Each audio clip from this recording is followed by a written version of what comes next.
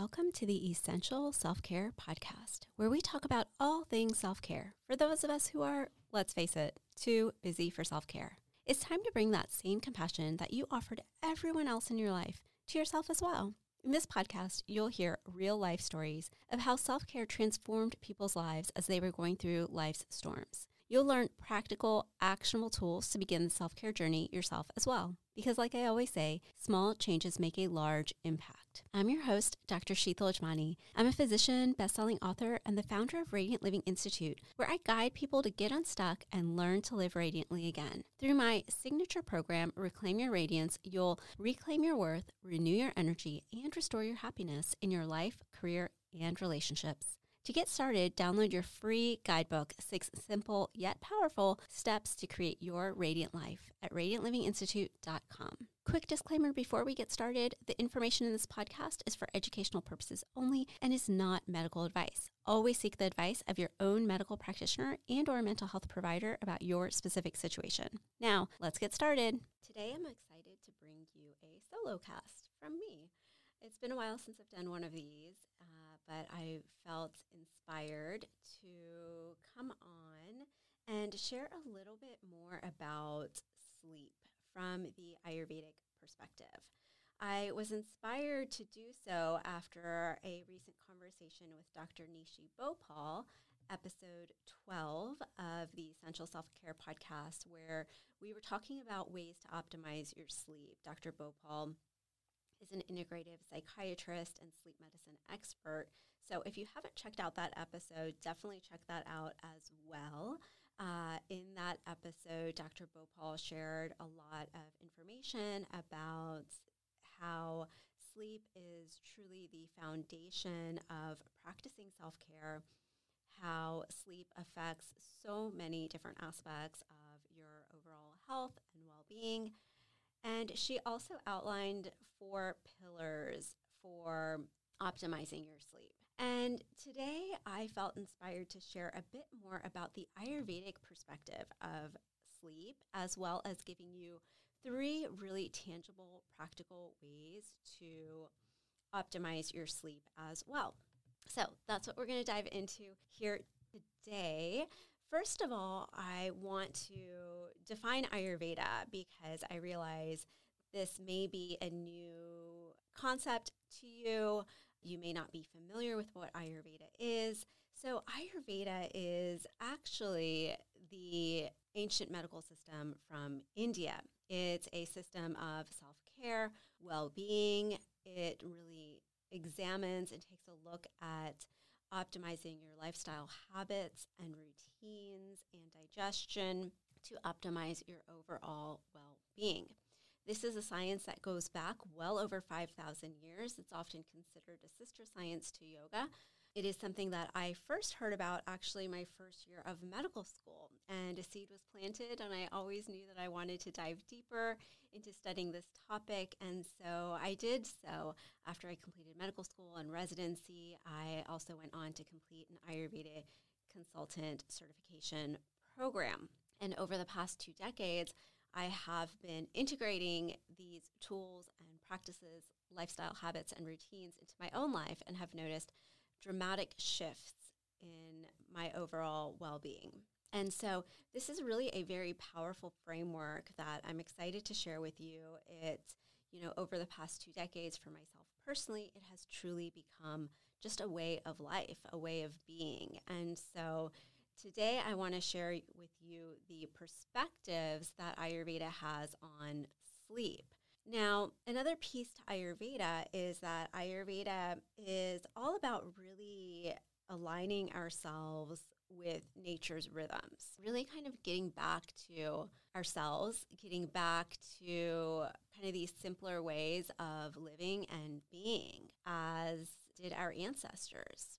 Now, of course, we live in this modern day and age, which is very different from how our ancestors lived. And so, one of my passions in the work that I do and working with clients is finding the simplest, most impactful ways to integrate some of these practices into your already busy current modern lifestyle, just to help you feel your best. So what does Ayurveda say about sleep? So as we dive into this topic, I need to explain another idea with Ayurveda. And this idea is that different times of day are governed by different energies. So Ayurveda is built on these ideas that there are 5 elements that create everything, that are within nature, that are within ourselves. And these elements are ether, also known as space, air, fire, water, and earth. These elements come together to form what are called doshas. And these are essentially different energies that govern different aspects of ourselves as individuals. They govern different aspects of nature. They govern different aspects of times of the day as well. And so as we're not going to get into all of the details in this episode of that Ayurvedic time clock, just the pieces that are relevant to sleep for today's episode. And so one of those doshas is called pitta, and that is a combination of the elements of fire and water. So this pitta energy, this energy of fire and water, is at its peak during 2 specific times of day. And one of those is between 10 a.m. to 2 p.m., so midday. And then the other time is between 10 p.m. and 2 a.m., so overnight. Now, this pitta energy, it governs a few things in our body, and it governs digestion, it governs transformation, metabolism, right?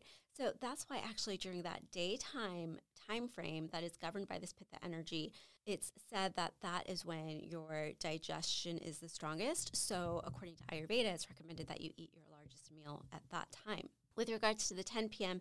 to 2 a.m. time, that's another time that pitta energy peaks. And during that time frame, whereas during the daytime, that pitta energy is optimal for governing your digestion, your physical digestion of food. In the evening time frame, between 10 p.m. to 2 a.m., that digestion, that transformation, that metabolism is more prominent for your organs, your cells, right? So on a deeper level in your physical body, as well as processing your thoughts and your emotions, as you know, occurs when we sleep naturally as well. So what does that mean? So there's a few characteristics of this pitta energy, this fire energy, right? Fire tends to be hot, intense, sharp, that sort of thing, right?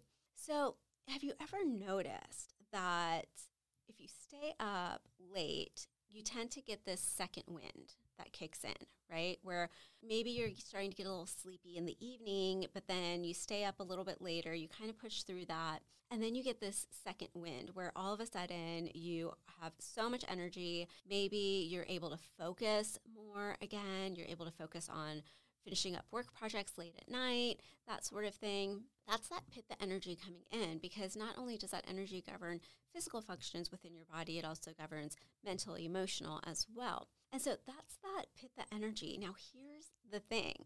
While you may think, oh, this is great, that's a great time to work on projects, what actually happens is that when you stay awake into that pitta time period, and say you are staying up late working on a project for work, or say you're staying up late and because you're staying up late working on this project for work, you get hungry again, so you eat another meal. Well, then what's going on is that your energy is now being diverted to the mental stimulation of completing your project, to the physical process of digestion. And so that energy is actually being drawn away from and being taken away from other processes that are really important during that time frame, such as your body, your organs, your cells being able to detoxify, metabolize, flush toxins. And so really, it's not just the number of hours that you sleep at night that is important. It's also the time that you're going to sleep. Now, from the modern science perspective, modern science is really proving this to be true. There are so many studies out there now about circadian rhythms. We know that certain hormones within our body are released according to a circadian cycle, hormones such as melatonin, cortisol, growth hormone, right? These are all released according to certain circadian cycles and increase according to certain circadian cycles. And when we are not living in alignment with those circadian rhythms, we are affecting on a physiological level the release and function of these hormones within our body. There are multiple studies done looking at this, looking at night shift workers and found to have increased weight gain, higher risk of metabolic diseases such as type 2 diabetes, poor bone health, decreased bone mineral density, and increased risks of fractures. So there is so much evidence also supporting this, which is just fascinating from my perspective as both a physician as well as an Ayurveda consultant, and of having studied both of these modalities for over the past 2 decades. It is really amazing and fascinating that there are these things that have been talked about within this 5,000-year-old science of Ayurveda, that we now have the tools within modern science and research that we are able to really demonstrate from a scientific perspective the evidence behind these practices as well. So I think I've made my case for why it's important to not only get a good night of sleep, but also pay attention to what time you're going to sleep and trying to get to bed during that time frame when your body is naturally asking for it, right? So again, without going into too much detail, this would be a topic for perhaps another episode to go into more detail of the Ayurvedic time clock. Or you can also go to radiantlivinginstitute.com, where I have made a 4-video series about Ayurveda, and I go into more details about the Ayurvedic time clock as well. But with regards to that Ayurvedic time clock, we naturally tend to get sleepy, wind down during those evening hours leading up to 10 p.m. And so if you are able to tune into your body's rhythms, if you are able to design your lifestyle and your daily activities such that you're able to honor that signal that your body is giving you and go to sleep before 10 p.m., that is really going to be quite optimal. Now, I know that if currently you're going to bed at midnight, that is your habit, that is your routine, that is what you've been doing for years, then me suggesting that you go to bed before 10 p.m. can be a really far stretch. So that's why I wanted to give you in this episode today as well 3 tips, 3 practices to help your body adjust, to help to begin the process of working on this. Remember, I always say that small changes make a large impact. So I'm going to give you 3 suggestions here, and my invitation to you is to pick just one of them to work on, maybe over the next 2 to 3 weeks. Shoot me a message. Let me know which one you're choosing to work on, and I will personally follow up with you. I really love hearing from you, and I really care about your progress in prioritizing your self-care and well-being. And so I will follow up with you if you show up for yourself and contact me using the contact page at radiantlivinginstitute.com. Let me know which strategy you're going to use. I always show up for those who are showing up for themselves as well. So I will follow up with you. So what are these 3 tips? The first one is just try going to sleep 15 minutes earlier than you usually do. So say you go to bed typically at midnight these days. Well, see if you can try to go to bed just 10 to 15 minutes earlier. So think about kind of what you would need to do to be able to get into bed maybe at 11:50 or 11:45. What would need to change? What small tweaks would you need to make, right? So that's one suggestion. Just shoot for 10 to 15 minutes earlier than you usually go to bed. The other suggestion is to eat supper earlier, right? Remember, if you're in that 10 p.m. to 2 a.m. time frame, and if you had just eaten a heavy meal, say at 9 p.m. or 9:30 p.m., well, then your body is going to be using its resources for digestion of your meal, right? And you really want your body to be able to use its resources during that time frame for what it was made to do at that time frame, which is these different metabolic functions within your body at the organ level and cellular level. So the other suggestion is just to eat a little bit earlier. Think about eating, so whatever your bedtime is right now, think about eating supper at least 2 to 3 hours before your current bedtime, at least. And then the third suggestion or idea is to turn off blue light screens 1 hour before you're going to go to bed, right? So again, if you're going to bed at midnight, maybe set a time for 11 p.m.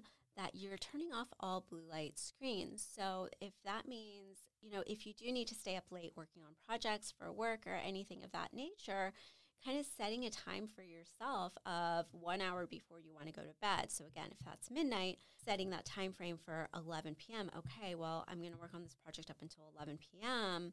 And then I know that sleep is critical for me. It's critical for me to function at my best. It's critical for my physiology, for my well-being, for my health. And so I'm going to cut off that blue light screen 1 hour before that. And then, do things during that 1 hour, because you might be like, well, what am I going to do during that 1 hour? Won't it be more productive for me just to keep working? But actually, no, it's not going to be more productive necessarily, right? Because what is the cost of that? The cost may be your health, your well-being, right? And so the cost may be your focus, your attention the next day when you are actually giving a presentation on that project at work, right? And so really, once you start to think of it that way, think about within that hour after you've turned off your blue light screen, think about what sort of activities would be nourishing for you, right? So again, that's not going to be turning on TV or scrolling social media. Again, that would require looking at a blue light screen. And here's the thing about blue light screens. They actually interfere with your body's production and release of melatonin. Melatonin is the chemical hormone in your body that signals your body that it is time to wind down and go to bed, right? So excessive exposure to blue light screens or late night exposure to blue light screens interferes with that physiological process, which is our body's way of helping us get a good night's sleep, right? So think about things that will be nourishing or nurturing for you before going to bed, right? That could be drinking a warm cup of herbal tea. It could be sitting in meditation. It could be reading a book. Now, if you do read a book, I would also suggest reading something that is inspiring, light, or positive, staying away from reading anything with too much violence or too emotionally heightened. So those are the 3 tips. 1, aim to go to sleep 15 minutes earlier than you are currently, whatever time that is. 2, eat supper at least 2 to 3 hours before your anticipated bedtime.